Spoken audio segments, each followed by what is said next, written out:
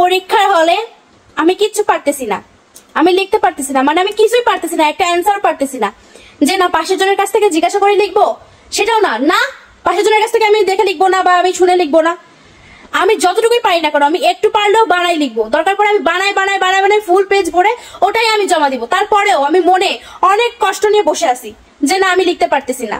কিন্তু হ্যাঁ, আমি লিখতে পারতেছি না এটার জন্য একটু কষ্ট হয়েছে, আবার বেশিও কিন্তু কষ্ট হয় নাই, একটু কষ্ট হয়েছে যে আমি লিখতে পারতেছি না।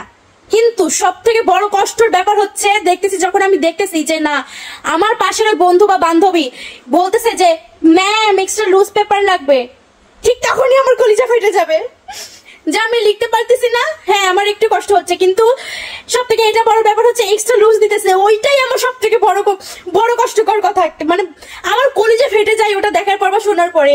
আমার মাথার উপর পুরো আকাশও না, আমার মাথার উপর পাহাড় ভেঙে পড়ে, আমার কলিজা ফেটে যায়, পুরো পরান টরান ঝলসে যায় আমার।